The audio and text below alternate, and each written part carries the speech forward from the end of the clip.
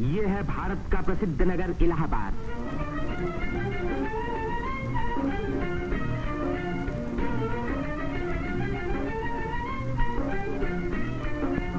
यहीं पहल उत्तर प्रदेश में एक विश्वविद्यालय की स्थापना हुई। इसी वजह से ये नगर उत्तर प्रदेश की शिक्षा और सभ्यता का केंद्र माना जाता है। पंडित मदन मोहन मालवीय, पंडित गोविंद वल्लभ पंत और अनेक प्रतिभाशाली व्यक्ति इसी विश्वविद्यालय की देन हैं, जिन पर आज देश को गर्व है। ये है हमारे प्रधानमंत्री पंडित जवाहरलाल नेहरू का निवास स्थान, आनंद भवन। भारतीय राजनीति का ये एक प्रमुख केंद्र रहा है। इस नगर को तीर्थराज प्रयाग भी कहते हैं। यहीं गंगा और जमुना का संगम है। इसी संगम में गुप्त सरस्वती नदी भी आकर मिलती है। इसीलिए इस स्थान को त्रिवेणी संगम कहा जाता है। त्रिवेणी बहुत पुराने जमाने से भारत का एक पवित्र स्थान माना जाता है। सृष्टि की रचना की शक्ति प्राप्त करने के लिए यहाँ ब्रह्मा ने यज्ञ और तपस्या की। लक्ष्मी की प्राप्ति के लिए विष्णु ने भी यहीं तपस्या की। यहीं स्नान करके भगवान शंकर ने त्रिपुर राक्षस के वध करने की शक्ति प्राप्त की और यहाँ महात्मा बुद्ध ने संसार को सत्य का संदेश भी सुनाया। समुद्र मंथन के बाद जयंत के अमृत का घड़ा लेकर जाते समय एक अमृत कण छलक कर यहाँ गिरा और तभी से इस स्थान पर कुंभ मेले का महान पर्व आरंभ हुआ। इस वर्ष भारत का सबसे बड़ा कुंभ मेला इसी स्थान पर हुआ। इस मेले में लगभग 1 करोड़ व्यक्ति त्रिवेणी में स्नान करने के लिए आए। सदियों की गुलामी के बाद स्वतंत्र भारत का ये पहला कुंभ मेला था। त्रिवेणी में स्नान करके तन, मन और आत्मा को शुद्ध करने के लिए ही यात्रियां आते हैं। योगी और सन्यासी, गरीब और अमीर सभी प्रकार के लोग यहाँ इकट्ठे होते हैं। कुंभ मेले के मौके पर देश के नर नारी एक दूसरे के धार्मिक विचारों से परिचित होते हैं। धार्मिक संस्थाएं योगी और सन्यासी यौगिक क्रियाओं को दिखाते हैं।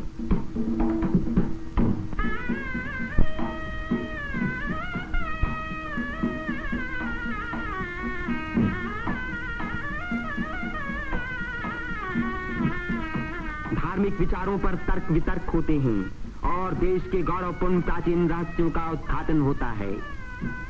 यहाँ के सुंदर दृश्य प्राचीन भारत की महत्ता की याद दिलाते हैं।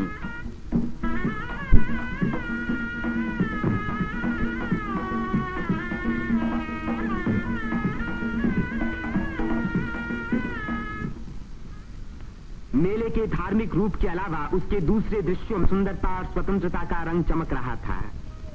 रंग बिरंगी चूड़ियां, देवी देवताओं की मनमोहिनी मूर्तियां,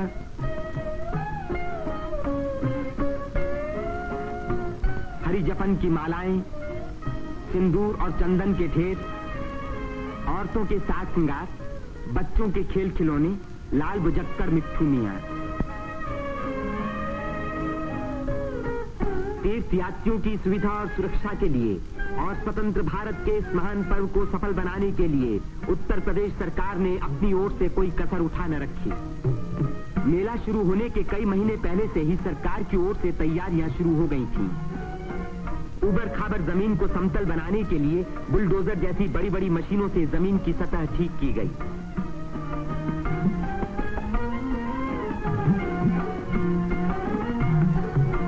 गंगा जी ने अपना किनारा 15 से 30 फुट गहरा काट दिया था, जिसके कारण यहाँ स्नान करना असंभव था। बुलडोजरों ने इन किनारों को सपाट बनाया, जिससे तीर्थयात्री यहाँ सकुशल स्नान कर सके। जिस काम को 1000 आदमी 3 महीने में खत्म नहीं कर सकते थे, उसी को 6 बुलडोजरों ने 15 दिन में पूरा कर दिखाया।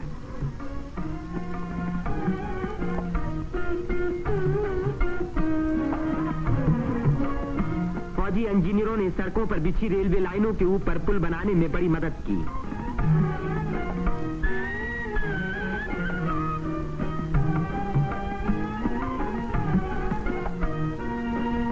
इससे रेलों के आने जाने के समय भीड़ सड़कों पर कभी न रुकी, बल्कि लगातार त्रिवेणी की ओर बढ़ती रही।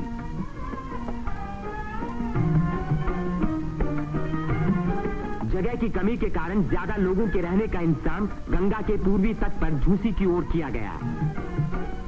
वहां से शेष मेले तक आने के लिए भारतीय सैनिकों और और उत्तर प्रदेश सरकार के सार्वजनिक निर्माण विभाग ने पीपों के 6 पुल बनाए। कुंभ मेले के इतिहास में यह पहला मौका था जबकि यहां बिजली लगी।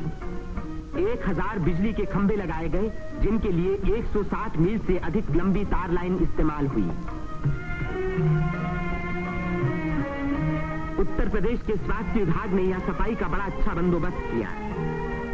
चारों तरफ मशीनों से लगभग 250 मन DDT का भारी छिड़काव किया, जिसके कारण मेले में मच्छरों व मक्खियों का नामो निशान बाकी न रहा। मेले के आरंभ से ही सरकार ने हैजे के टीके लगवाने का प्रबंध किया। यात्रियों को सलाह दी गई कि वे मेला क्षेत्र में आने से पहले टीके लगवा लें। कदाचित इसी व्यवस्था के कारण मेले के मौके पर कोई भी रोग नहीं फैला। इतनी भारी भीड़ भाड़ के मौके पर आमतौर से दुर्घटनाएं हो जाया करती हैं।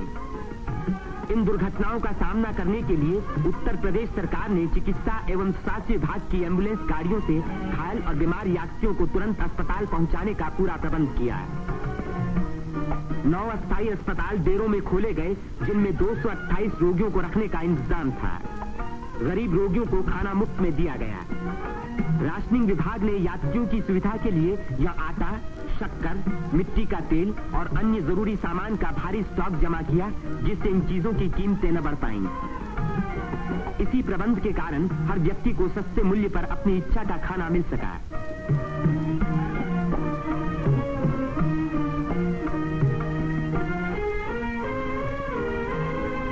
सेवा समिति, अग्रवाल समिति और भारत स्काउट्स एंड गाइड्स जैसी स्वयंसेवक संस्थाओं ने यात्रियों के मार्ग निर्देशन, उनकी सुरक्षा और घायलों का प्राथमिक उपचार किया।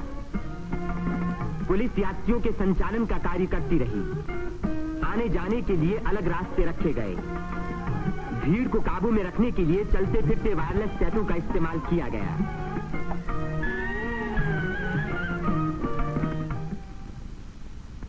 भूले भटके लोगों को खोज निकालने और उनको उनके घर वालों तक पहुंचाने का खास इंतजाम किया गया।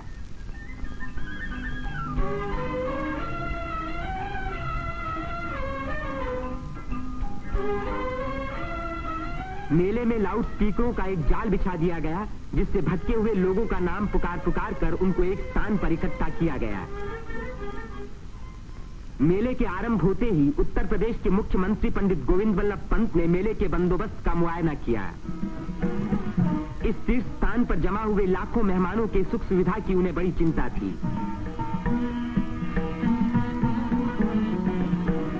उन्होंने नाव पर सवार होकर घाटों का निरीक्षण किया।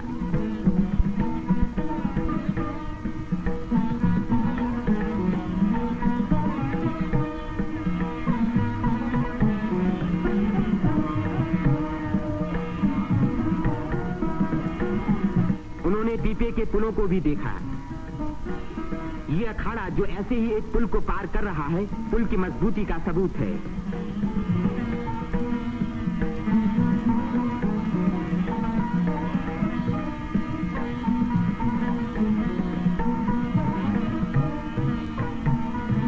हमारे प्रधानमंत्री पंडित जवाहरलाल नेहरू ने भी मेले के इंतजाम का निरीक्षण किया। वे सड़कों पर घूमे और पुलों पर भी गए।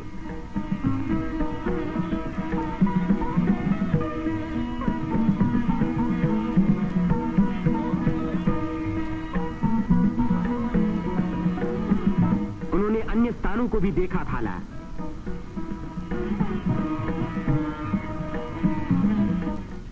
भारत के अन्य लाखों व्यक्तियों की भांति हमारे राष्ट्रपति श्री राजेंद्र प्रसाद ने भी त्रिवेणी में स्नान किया। इस दिन अपार जनसमूह यहां इकट्ठा था।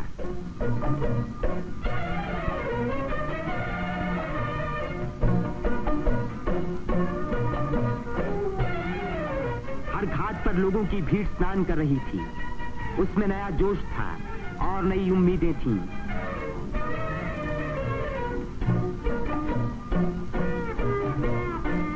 ये दृश्य जाहिर कर रहा था कि इस भीड़ की महान रचनात्मक शक्ति के कारण देश का भविष्य उज्जवल है। उसकी इसी शक्ति के कारण हमारी उन्नति के बड़े से बड़े कार्य अवश्य सफल होंगे।